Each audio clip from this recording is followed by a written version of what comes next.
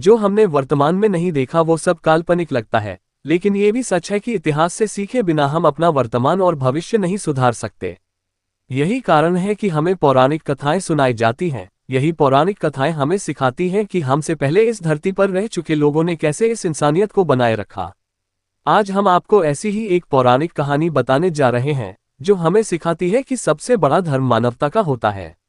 ये कहानी समझाती है कि युद्ध में पक्ष और विपक्ष के अलावा भी कुछ होता है, और वो होता है निष्पक्ष। निष्पक्षता ही हमें इंसानों में भेदभाव करने से रोकती है। इतिहास हो या वर्तमान, इसी पक्ष और विपक्ष की लड़ाई ने करोड़ों मासूमों की जान ली है। महाभारत के युद्ध के दौरान एक राजा ने दुनिया को यही समझाने की कोशिश की थी कि निष्पक्ष होना सबसे बड़ी मानवता है। ये निष्पक्ष राजा थे उडुपी नरेश।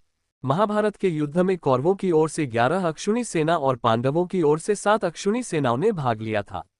यानी इस युद्ध में सभी महारथियों और सेनाओं को मिलाकर करीब 50 लाख से अधिक लोगों ने भाग लिया था।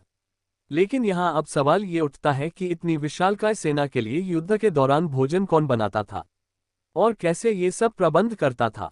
और सबसे बड़ा सवाल यह है कि जब हर दिन हजारों लोग मारे जाते थे तो शाम को किस हिसाब से खाना बनता था। आइए जानते हैं आज के इस वीडियो में।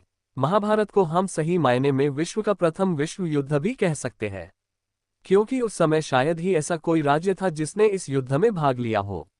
उस काल में आर्यवर्त के समस्त राजा या कौरव अथवा पांडव के पक्ष में खड़े दिख रहे थे। हम सभी जानते हैं कि श्री बलराम और रुक्मी ये दो ही व्यक्ति ऐसे थे जिन्होंने इस युद्ध में भाग नहीं लिया था। किंतु एक और राज्य ऐसा था जो युद्ध क्षेत्र में होते होते ही युद्ध से विरक्त था, और वो राज्य था दक्षिण का उडुपी राज्य। महाभारत में वर्णित कथा के अनुसार जब इस राज्य के राजा अपनी सेना के साथ कुरुक्षेत्र पहुंचे तो कौरव और पांडव दोनों ने उन्हें अपने अपने पक्ष में लेने का प्रयत्न करने लगे। लेकिन उडुपी के राजा बहुत दूरदर्शी थे। उन्होंने श्री कृष्ण से पूछा, हे माधव, दोनों ओर से जिसे देखो युद्ध के लिए आतुर दिखता है, किंतु क्या किसी ने सोचा है कि दोनों ओर से उपस्थित इतनी विशाल सेना के भोजन का प्रबंध कैसे होगा। इस पर भगवान श्री कृष्ण ने कहा, महाराज, आपने बिल्कुल सही सोचा है। आपकी इस बात से मुझे प्रतीत होता है कि आपके पास इसकी कोई योजना है। अगर ऐसा है तो कृपया बताएं। उसके बाद उडुपी नरेश ने कहा कि सत्य तो यह है कि भाइयों के बीच हो रहे इस युद्ध को मैं उचित नहीं मानता।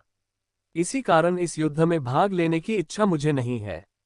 किंतु ये युद्ध अब टाला भी नहीं जा सकता। इस कारण मेरी यही इच्छा है कि मैं अपनी पूरी सेना के साथ यहाँ उपस्थित होकर समस्त सेना के लिए भोजन का प्रबंध करूं। राजा की बात सुनकर भगवान श्री कृष्ण ने कहा, आपका विचार उत्तम है। इस युद्ध में लगभग 50 लाख योद्धा भाग लेंगे, और अगर आप जैसा कुशल राजा उनके भोजन का प्रबंध देखेगा तो हम सभी उस ओर से बेफिक्र रहेंगे। वैसे भी मुझे पता है कि सागर जैसे विशाल सेना के लिए भोजन प्रबंध करना आपके और भीमसेन के अतिरिक्त और किसी में भी संभव नहीं है।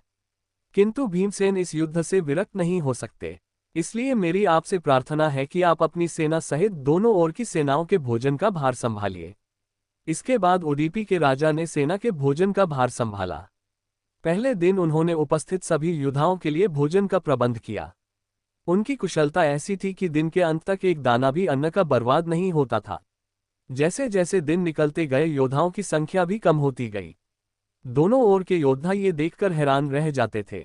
हर दिन के अंत तक उडुपी नरेश केवल उतने लोगों का भोजन बनवाते थे जितने वास्तव में उपस्थित रहते थे।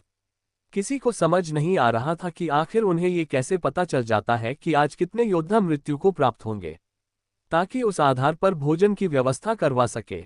इतनी विशाल सेना के लिए भोजन का प्रबंध करना अपने आप में ही एक आश्चर्य था, और उस पर भी इस प्रकार की अन्न का एक दाना भी बर्बाद न हो, जो एक किसी चमत्कार से कम नहीं था। आखिरकार जब 18वें दिन युद्ध समाप्त हुआ और पांडवों की जीत हुई, तब अपने राज्य अभिषेक के दिन आखिरकार युधिष्ठिर ने उडुपी राजा से पूछ ही लिया कि समस्त देशों के राजा हमारी प्रशंसा कर रहे हैं कि किस प्रकार हमने कम सेना होते हुए भी हमने उस सेना को परास्त कर दिया जिसका नेतृत्व पितामह भीष्म, गुरु द्रोण और हमारे भ्राता जैसे महारथी कर रहे थे। लेकिन मुझे लगता है कि सबसे अधिक प्रशंसा के पात्र आप हैं, जिन्होंने न केवल इतनी विशाल सेना के लिए भोजन का प्रबंध किया, बल्कि ऐसा प्रबंध किया कि एक दाना भी अन्न का व्यर्थ नहीं गया। मैं आपसे इसका रहस्य जानना चाहता हूँ। अपने जवाब में उडुपी नरेश ने कहा कि सम्राट, आपने जो इस युद्ध में विजय पाई है उसका श्रेय किसे देंगे। इस पर सम्राट ने कहा, श्री कृष्ण के अतिरिक्त इसका श्रेय और किसी को दिया ही नहीं जा सकता है। अगर वह नहीं होते तो कौरव सेना को हराना असंभव था। तब उडुपी राजा ने कहा कि महाराज, आप जिसे मेरा चमत्कार कह रहे हैं वो भी श्री कृष्ण का ही प्रताप है। ऐसा सुनकर वहां उपस्थित सभी लोग हैरान हो गए। तब उडुपी राजा ने इस रहस्य से पर्दा उठाया और बताया कि श्री कृष्ण प्रतिदिन रात्रि को मूंगफली खाते थे। मैं प्रतिदिन उनके शिविर में गिनकर मूंगफली रखता था और उनके खाने के बाद गिनकर देखता था कि उन्होंने कितनी मूंगफली खाई है। वे जितनी मूंगफली खाते थे उसके ठीक 1000 गुना सैनिक अगले युद्ध में मारे जाते थे। यदि वे 50 मूंगफली खाते थे तो मैं समझ जाता था कि अगले दिन 50,000 सैनिक युद्ध में मारे जाएंगे। उसी के अनुसार मैं अगले दिन भोजन कम बनाता था। यही कारण था युद्ध के दौरान कभी भोजन व्यर्थ नहीं गया।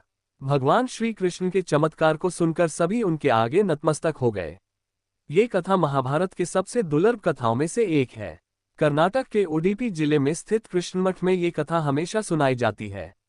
ऐसा माना जाता है कि इस मठ की स्थापना उडुपी के सम्राट द्वारा ही करवाई गई थी, जिसे बाद में श्री माधव आचार्य ने आगे बढ़ाया।